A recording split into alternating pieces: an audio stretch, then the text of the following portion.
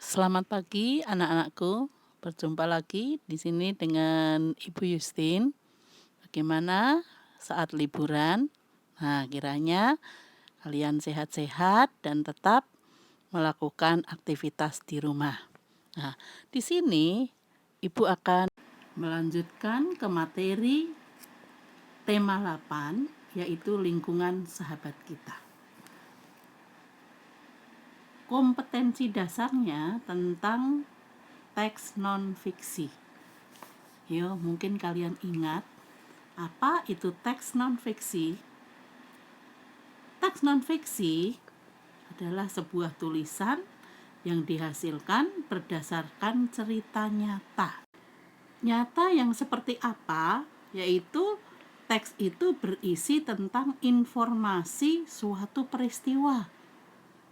Contoh peristiwa yang saat ini mendunia yaitu tentang COVID-19 atau virus corona atau COVID-19, di mana virus ini pandemi. Pandemi itu apa? Pandemi itu yang virus secara mendunia, seluruh dunia. Nah, ini kan benar-benar terjadi. Makanya peristiwa seperti ini bisa dibuat menjadi teks non-fiksi atau cerita non-fiksi, di mana kejadian ini benar-benar nyata terjadi. Nah, selain itu, contoh yang lain yaitu ada biografi seseorang. Biografi itu apa? Riwayat hidup seseorang. Kalian pernah belajar sebelumnya tentang kepahlawanan, seperti biografi Soekarno. Selain itu juga ada tulisan sejarah dan karya ilmiah. Itu semua adalah contoh-contoh teks non-fiksi. Ya, itu benar-benar nyata. Jadi tidak bisa imajinasi atau menurut pikiran kalian sendiri. Peristiwa-peristiwa tersebut benar-benar nyata terjadi. Bagian-bagian dari teks non-fiksi yang pertama yaitu teks tersebut ada penjelasan umumnya. Penjelasan umum itu penjelasan secara menyeluruh atau global. Yang kedua yaitu penjelas. Penjelas ya apa yang akan kamu bahas di dalam teks tersebut. Contoh, COVID-19. Itu kenapa sih bisa terjadinya? Apa ciri-cirinya? Bagaimana mengatasinya? Nah, itu termasuk penjelasnya atau inti dari permasalahan-permasalahan yang akan kamu tulis. Bagian ketiga yaitu tentang kesimpulan. Kesimpulan inti dari pernyataan umum dan pernyataan penjelas di paragraf 1 dan 2. Selain itu dapat di kesimpulan itu diganti dengan opini. Opini itu apa? Pendapat. Apa pendapat kalian? Pendapat penulis dari kejadian-kejadian atau peristiwa-peristiwa yang terjadi tersebut. Nah, secara keseluruhan teks non-fiksi itu merupakan teks eksplanasi. Kenapa? Karena ada pernyataan umum, ada pernyataan penjelas, ada opini atau kesimpulan. Kalian pun bisa belajar, bisa membuat teks non-fiksi berdasarkan peristiwa-peristiwa yang terjadi pada kalian atau pada masalah seperti yang sebelumnya terjadi peristiwa banjir.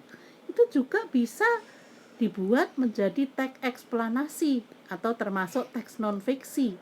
Karena hal tersebut benar-benar terjadi, kalian mengalaminya. Nah, sekarang teks non-fiksi itu bisa dibuat menjadi atau dicari informasi penting dalam teks tersebut. Nah, kalian sudah tahu bagaimana cara mencari informasi penting di pelajaran sebelumnya. dengan cara membuat kalimat tanya. 5W 1H. Apa, siapa, bagaimana, kapan. Nah, jawaban-jawaban tersebut merupakan informasi penting.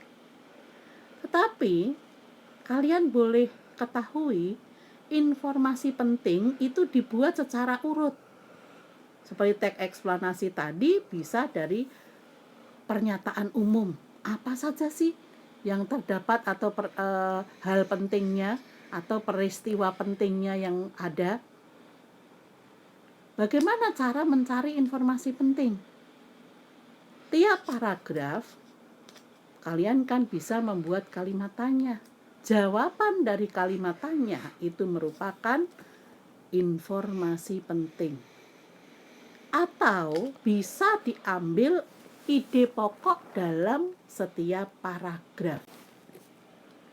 Sekarang, hal-hal apa yang perlu diperhatikan dalam menemukan informasi penting dalam teks non-fiksi? Yang pertama, membaca teks dengan seksama. Yang kedua, pahami pernyataan umum terlebih dahulu. Kemudian cari informasi penting di pernyataan umum. Pahami informasi penjelas dan pendukung. Nah, setelah pernyataan umum, cari informasi penting yang terdapat dalam kalimat penjelas. Selanjutnya, pahami kesimpulan dari teks. Nah, itu juga di kesimpulan bisa dicari informasi penting. Jadi, peristiwa-peristiwanya itu terjadi secara urut dari teks tersebut, dari pernyataan umum sampai ke kesimpulan. Demikian anak-anakku penjelasan dari Bu Yustin tentang teks non-fiksi dan cara mencari informasi penting pada teks non-fiksi. Sekian, terima kasih.